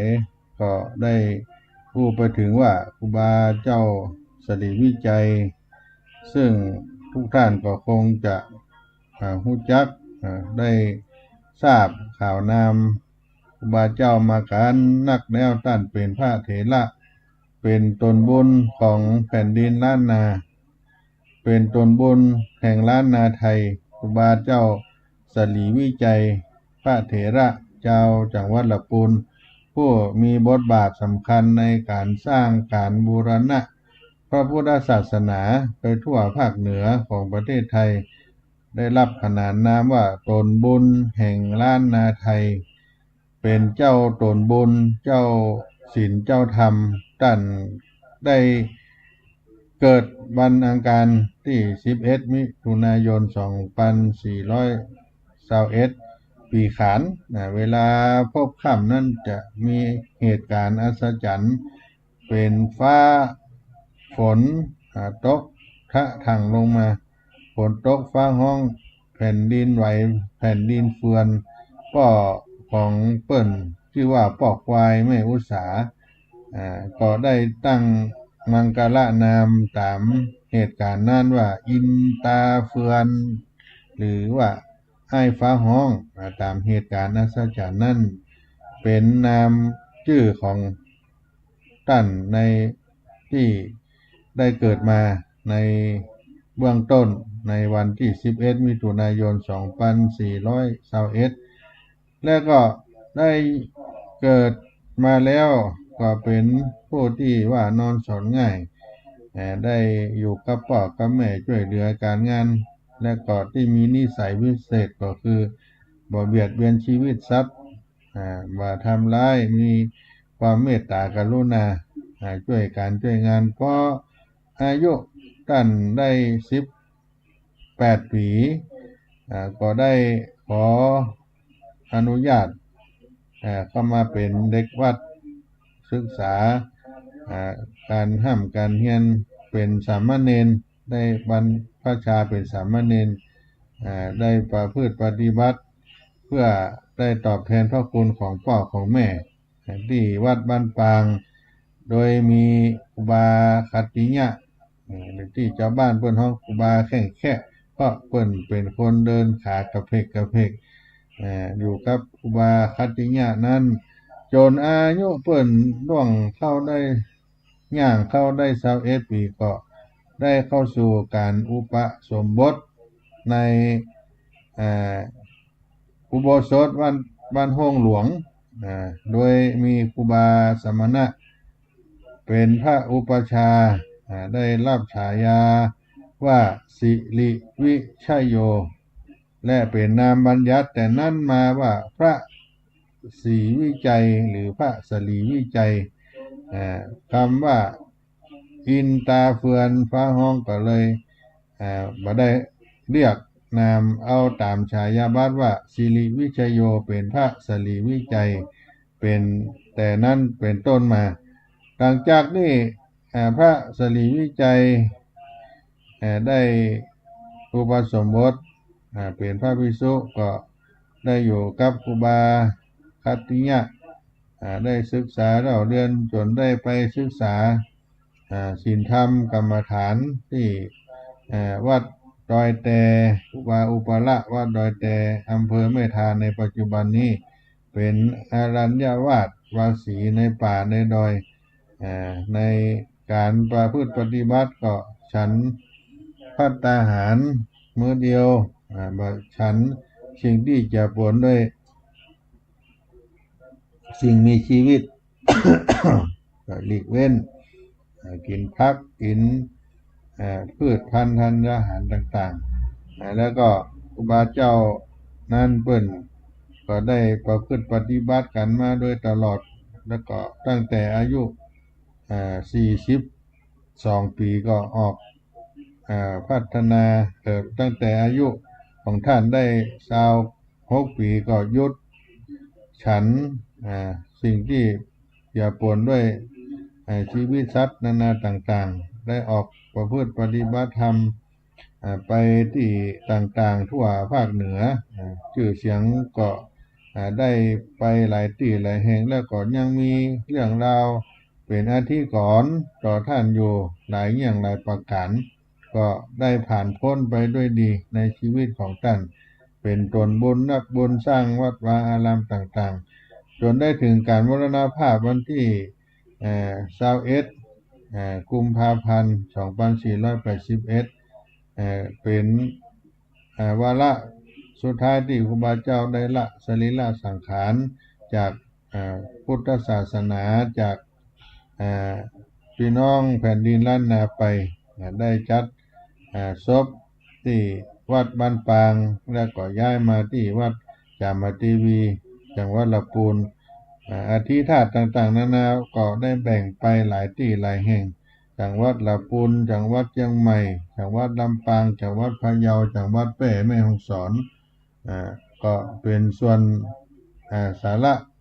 สำคัญนั่นก็ได้บรรจุอธิไว้ในวัดที่ครูบาเจ้าได้ขึ้นไปบูรณะไปพัฒนาให้รุ่งเรืองในแผ่นดินล้านนาไทยเพราะฉะนั้นครูบาเจ้าก็เป็นส่วนหนึ่งที่ได้มาสร้างวัดสลีโสดาแห่งนี้ที่ได้เกิดขึ้นก็เพราะบุญบารมีที่ได้มาโปรดเมตตาก็เป็นความระลึกถึงท่านครูบาเจ้าโดยเฉพาะยิ่งใหญ่คือตนบุญล้านนาไทยที่ได้สถาปนาวัดสลีโสดานี้ขึ้นก็เป็นเบื้องต้นและอีกรูปหนึ่งก็คือเจ้าพระคุณสมเด็จพระพุทธชินวงศ์เป็นพระมหาเถระรูปแรกที่ได้รับสถาปนาเป็นสมเด็จล้านนาของแผ่นดินล้านนาไทยในกรุงรัตนโกสินทร์นี้ทรงเราได้ผู้ถึงพร้อมด้วยศีลาจารวัตอันงดงามบริสุทธิ์บริบูรณ์ในธรรมวินัยย่อมดำรงฐานะสังฆบดีผู้แผ่นดินแห่งพระมหาธรรมราชาผู้ประเสริฐและย่อมดำรงฐานะเนื้อนาบุญอันเลิศของเราพระพุทธศาสนิกชนคุณสมบัติอันน่าสรรเสริญนี้ประชุมรวมในพระมหาเถระผู้เป็นปฐมสมเด็จล้านนาไทยมงคลนามว่าสมเด็จพระพุทธชินวงศ์สุวรรณสุวรรณโนสุวรรณโชโตประเดียนธรรม7 ประโยคทัตติภูมิของท่านนั้นนามเดิมก็ชื่อสุวรรณเขื่อนเพชรแม่ก็มีนามว่าแม่อุ้ยขันแก้วเมืองมูลพ่อบิดามีนามว่าปู่อุ้ยจีวงเรืองศรีเกิดวันที่5 มิถุนายน 2463ที่บ้านนางแลตำบลนางแลจังหวัดเชียงรายบรรพชาเป็นสามเณรที่วัดนางแลปี 2477มีพ่อครูสุตาลังการวัดกลางเวียงตำบลเวียงอำเภอเมืองจังหวัดเชียงรายเป็นพระอุปชาแล้วก็เข้ามาอยู่วัดเบญจมาบพิตร 2479 2483ได้อุปสมบทที่วัดเบญจมาบพิตรดุสิตวนารามโดยมีพระพรหมมุนีสมเด็จพระสังฆราชกิติโสภโนเป็นพระอุปชาพระสารพานกวีคอนนันทิโยต่อมาเป็นพระมงคลละวัดกวีเป็นพระกรรมวาจาพระราชเวทีดอกไม้อัตทัตพัทโทวัดเบญจมาบพิตรเป็นพระอนุสาวนาจารย์อุปสมบทแล้วก็ได้ศึกษาเราเรียนพระปริยัติธรรมต่อมาสอบไล่ได้เป็นปรริญญาธรรม7ประโยคในปี 2490 และต่อมาปี 2493 โปรดแต่งตั้งเป็นพระราชาคณะที่พระกิติวงศ์เวทีและได้เลื่อนสมณศักดิ์เป็นมาตามลำดับจนถึงสุดท้ายก็คือสมเด็จพระพุทธชินวงศ์ปี 2532 ท่านเจ้าคุณ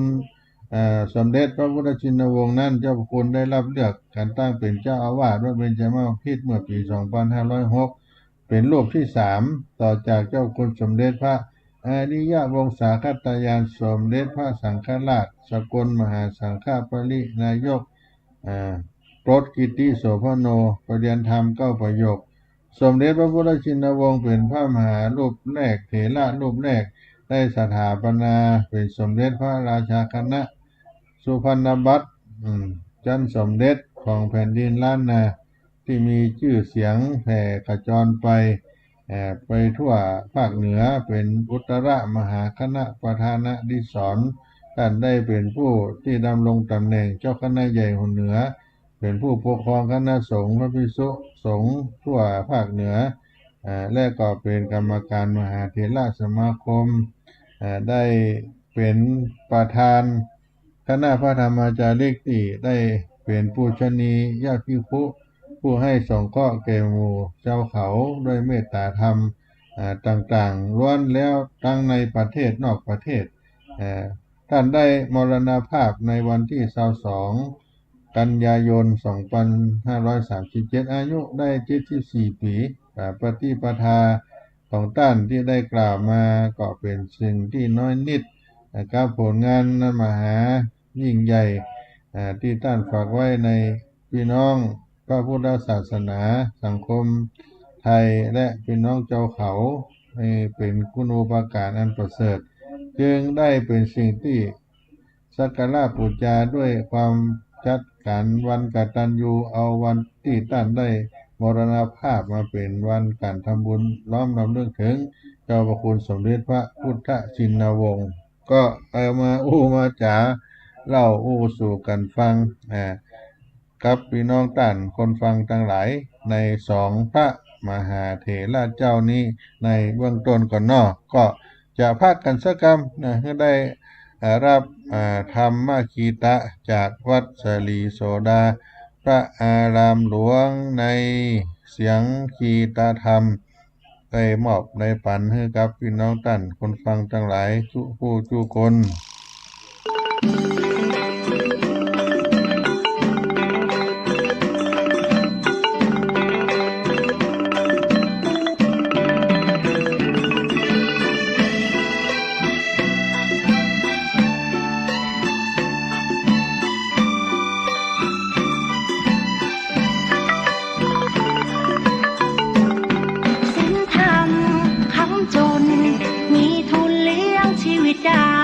ไม่ฟุ้งฟ้าเกินไปไม่หลงไหลไม่สูงสิง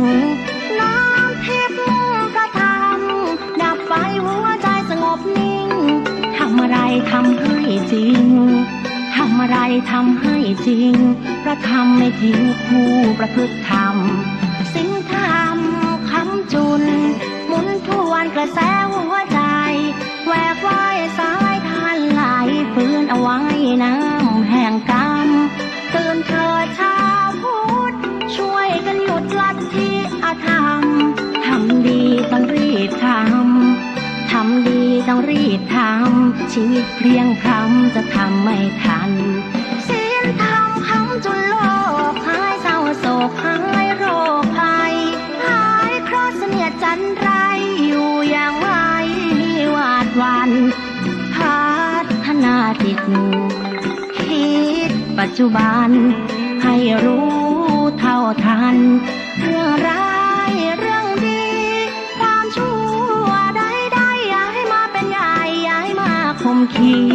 รวมแรงรวมใจกล้าหาญฝึกตนทุกด้านสร้างบารมีคัดค้านสิ่งไม่ดีชดใช้หนี้เวรกรรมบุญคุณทดแทนความแค้นต้องให้อภัยผิดพลาดต้องแก้ไขไม่ถือว่าใครเป็นศัตรูบูรพาคณาจารย์ท่านอาจหารไม่มีใครสู้ดินกลบหน้าให้ทุกคนดูดินกลบหน้าให้ทุกคนดูสูงสุดคืนสู่สามัญ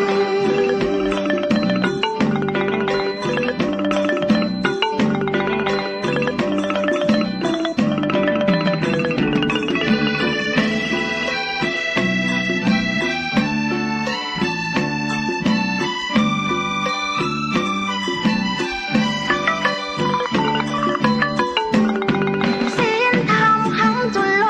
กหายเศร้าโศกหายโรคภัยหายเคราะห์เสนียดจันไรอยู่อย่างไรวาดหวันพัฒนาจิตคิดปัจจุบันให้รู้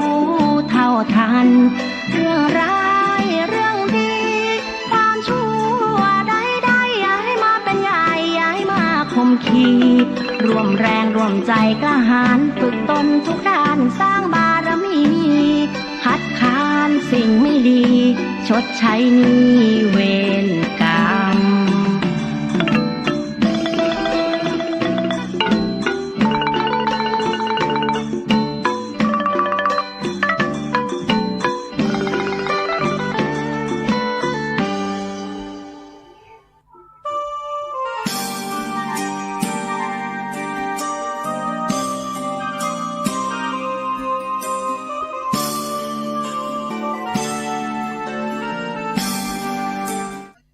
ก็ได้รับไปคีตาธรรมศีลธรรมคำจุนโลกเป็นเสียงคีตาธรรมเอาป่านฝากพี่น้องท่านทั้งหลายในการได้มามาพบกันในเวลาพิเศษเสียงธรรมยามค่ำหลังเคารพธงชาติในสาราธรรมวัดสลีโสดาช่วงเวลาของพระไตรปิฎกลอยฟ้าโดยอาตมาภาพท่านพระครูปัญญาสังฆการได้มาพบพี่น้องท่านคนฟังทั้งหลายก็ขอประชาสัมพันธ์เชิญชวนร่วมทำบุญวันกตัญญูปีที่28วัดสลีโสดาพระอารามหลวงอุทิศทักษิณานุปทานแด่ครูบาเจ้าสลีวิจัยสมเด็จพระพุทธชินวงศ์ผู้มีพระคุณในโครงการพระธรรมจาริกวันที่22กันยายนตรงกับวันขึ้น8ค่ำเดือน12เหนือตั้งแต่เวลา7 นาฬิกาเป็นต้นไปมีการทำบุญตักบาตรวันพระวันธรรมสวนะและก็เวลา8 นาฬิกาทำวัดสวดมนต์ณพระอุโบสถวัดสลีโสดาเวลา10 นาฬิกาพิธีอัญเชิญสัญญบัตรพระยศพระไตรถวายแด่พระธรรมวชิรโกศลโดยสำนักงานพระพุทธศาสนาแห่งชาติ11 นาฬิกาถวายพระทหารเพลแก่พระธรรมจาริกพระภิกษุสามเณรพระสงฆ์ทั้งปวง500 รูปและศรัทธาประชาชนมาร่วมงานแถมประมาณ500ก็ร่วมพันญาติโยมทั้งหลายและช่วงบ่ายช่วงทักษิณาทานอุทิศถวายครูบาเจ้าสลีวิจัยสมเด็จพระพุทธชินวงศ์ตลอดถึงพระภิกษุสามเณรพระธรรมจาริกที่ได้ล่วงลับดับขันไปเป็นทักษิณาทานในช่วงบ่ายตั้งแต่เวลา14 นาฬิกาเป็นต้นไปก็เชิญชวนเป็นเจ้าภาพลงทานอาหารในการได้สร้างบุญกุศลในวัดสลีโสดาในครั้งนี้และก็ภาคค่ำก็เป็นการธรรมสัญจรโครงการของคณะสงฆ์ตำบลสุเทพคณะศรัทธาทุกหมู่บ้านในตำบลสุเทพร่วมสามัคคีการจัดมาหลายปีแล้วสืบเนื่องกันมาโดยสนับสนุนงบประมาณจากเทศบาลตำบลสุเทพได้ร่วมด้วยช่วยกันทั้งวันตลอด วันที่จะได้จัดก็คือวันที่ 22 กันยายน 2566 ณ กว่างแก้วพระอารามวัดสลีโสดาพระอารามหลวงแห่งนี้ก็บอกบุญพี่น้องคนฟังทั้งหลายจะเป็นเจ้าภาพถวายชุดไทยธรรมผ้าไตรภัตตาหารโครงการออกโครงการก็ติดต่ออาตมาภาพท่านพระครูปัญญาสังฆการก็ได้เบอร์โทรศัพท์ 0611785839 สอบถามได้เนอะจะได้ร่วมกินร่วมทานใครจะจะถามมาก็ได้ตลอดทุกเวลาในการทำบุญของวัดสลีโสดาพระอารามหลวงได้แสดงออกถึงความกตัญญูกตเวทิตาเป็นทักษิณาทานให้พระเถระผู้มีพระคุณกตัญญูรู้คุณความกตัญญูก็คือการที่รู้บุญคุณเป็นผู้มีใจกระจ่างมีสติปัญญารู้อุปการะคุณที่ผู้อื่นกระทำแล้วแก่ตนผู้ใดก็ตามทำคุณแก่ตนแล้วเพราะว่าจะนักจะน้อยก็ตามได้ให้แก่เฮาแล้วก็บอกควรได้ลืมอุปการะคุณนั้นเลยคือได้ระลึกถึงความดีงามของเพื่อนอยู่เสมออีกในแง่หนึ่งความกตัญญูก็หมายถึงความรู้บุญ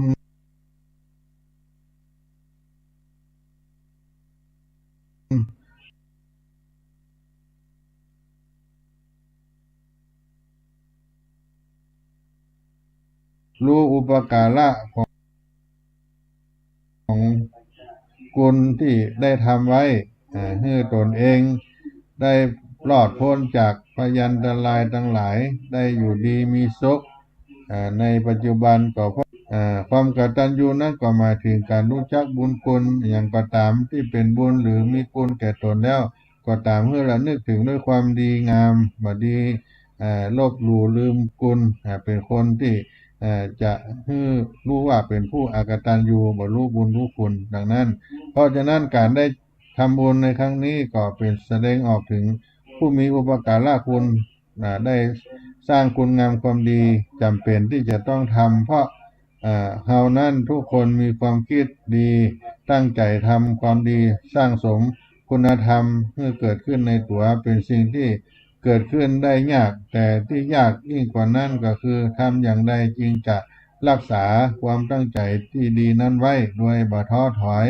บ่เลิกกลางคันเพราะในการทำดีย่อมมีอุปสรรคมีปัญหาขัดขวางมากมายในจะปัญหาในคนรอบข้างปัญหาคนอยู่ใกล้ชิดคนรอบข้างสิ่งแวดล้อมปัญหาภายในเล่าลุ่มด้วยกิเลสลุมล้อม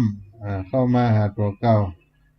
ก็ได้ผจญโดยบ่ท้อถอยก็ต้องมีสิ่งที่ยึดเหนี่ยวในใจไว้ก็คือความกตัญญูนั่นเองก็เป็นสิ่งที่เราได้รู้บุญคุณธรรมคนที่มีความกตัญญูแล้วก็มีบุญรักษาเป็นอานิสงส์ที่ทำให้รักษาคุณความดีไว้ทำให้สร้างคุณความดีใหม่เพิ่มได้ทำให้เกิดสติบ่ประมาทและให้เกิดฮิริโอตปะให้มีความขันติมีจิตผ่องใสมีทำให้เป็นที่สรรเสริญของคนดีและเป็นคนที่อยากคบหาสมาคมทำให้มนุษย์และเทวดาได้ช่วยเหลือเมื่อมีเวรมีภัยให้ลาภะทั้งหลายเกิดขึ้นโดยง่ายได้บรรลุมรรคผลนิพพานโดยง่ายก็เป็นบุญกุศลที่ได้ทำแล้วก็เกิดอานิสงส์จากความเป็นผู้มีความกตัญญูกตเวทิตาธรรมก็นำเอามาปั่นมาฝากพี่น้องท่านสาธุชนคนฟังทั้งหลายในสาระธรรมหลังเคารพธงชาติในรายการพระไตรปิฎกลอยฟ้าที่ท่านอาจารย์พระครูสมุวิสุวัฒน์วรกิจโจได้มอบหมายเวลาอาราธนาให้อัตมาภาพท่านพระครูปัญญาสังฆการ ได้มาบอกบุญกุศลครับพี่น้องท่านคนฟังได้ร่วมกินร่วมทานกันเนาะบุญใหญ่วันกตัญญูบุญใหญ่วันกตัญญูปีที่28อุทิศถวายปูชนียจารย์บูรพาจารย์เจ้าทั้งหลายมีครูบาเจ้าสรีวิจัยสมเด็จพระพุทธชินวงศ์ได้มีเครื่องไทยธรรมผ้าไตร50 ไตรไตรละ100 บาทไทยธรรม50 ชุดชุดละ250 บาท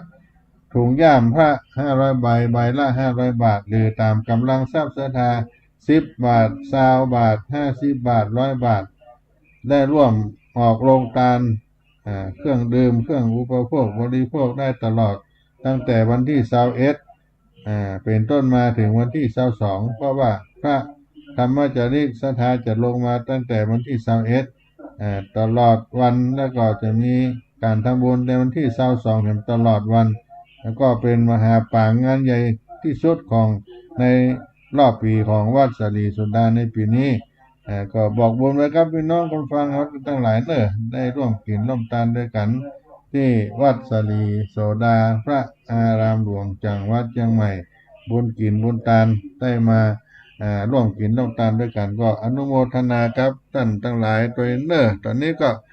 พักในคีตาธรรมกันสักกรรมเนาะทำใจให้สบายสบายได้รับธรรมะหลังเคารพธงชาติของรายการพิเศษวัดสลีโสดาพระอารามหลวงจังหวัดเชียงใหม่นอ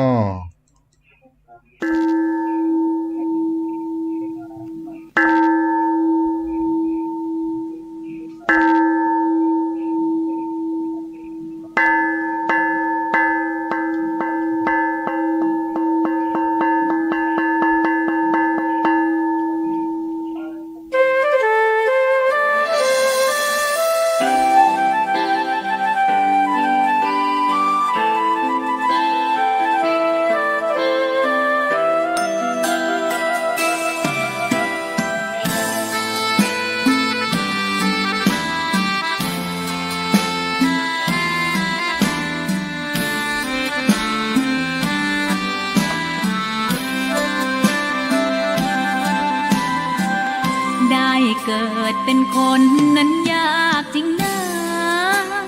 เพราะพุทธศาสนายิ่งแสนยากเย็นคนไทยโชคดีที่สุดแล้วมีแก้ว3 ดวงงามเด่นมีวัดซึ่งเป็นนาบุญยิ่งใหญ่มีศาสนาพุทธประจำชาติไทยอยากหล่ออยากสวยเราต้องรักษาศีลอยากมีอันจะกินต้องหมั่นทำบุญทำทานเอาไว้เข้าวัดสวดมนต์ฝึกฝนสติให้ว่องไวรีบทำตอนที่เราทำเองได้อย่ารอจนตายถึงเข้าวัดว่าเข้าวัดยามเป็นจะได้เห็นแต่น้ำใจเข้าวัดยามตายจะได้เห็นแต่น้ำตาก่อนจะสายเกินขอเชิญมาใช้ชีวิตให้คุ้มค่าเจริญทานศีลภาวนาสั่งสมบารมีไว้ทำบุญตอนที่ยังมีชีวิตย่อมดีกว่ารอเขาอุทิศบุญให้อย่ามัวหลงเพลินเดินห่างวัดตัวอย่างชัดๆมีมากมายเข้าวัดตอนตายสายเกินแก้กรรม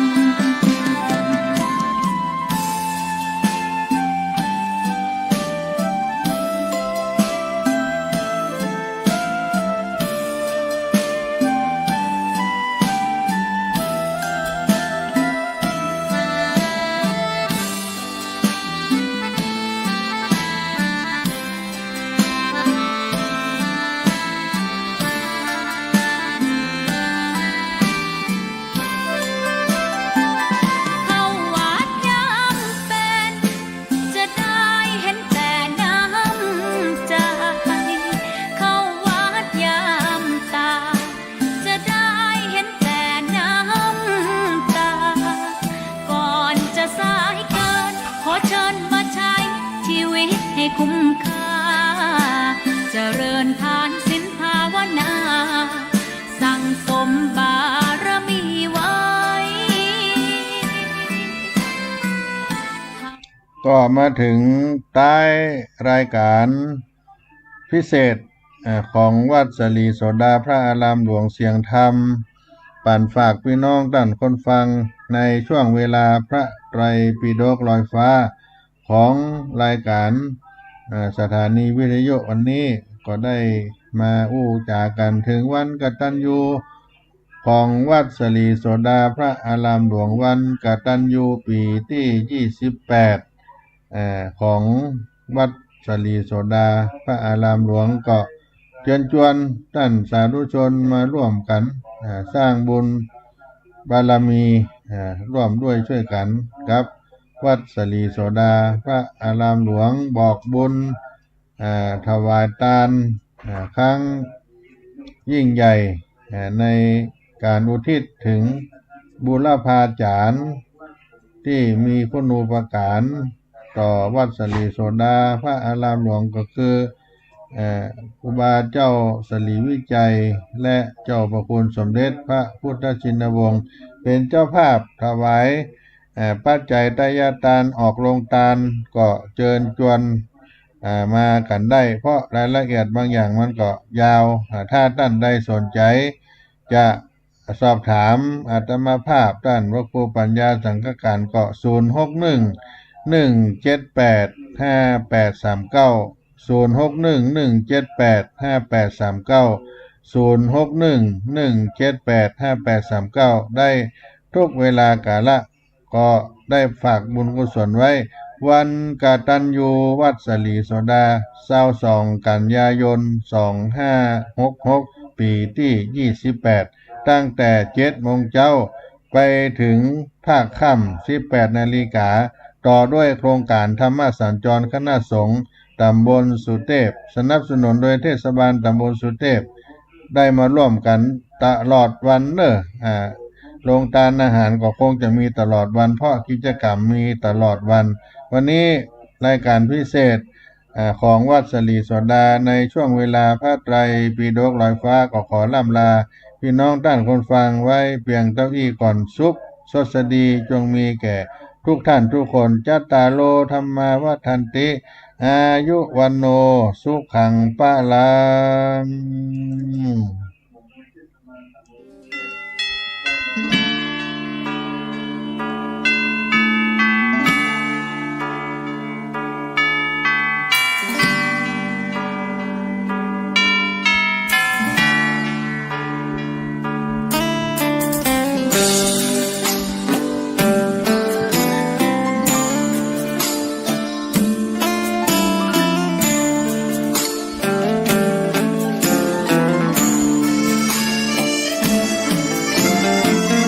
เชิญชวนทุกท่านเข้าวัดเข้าวา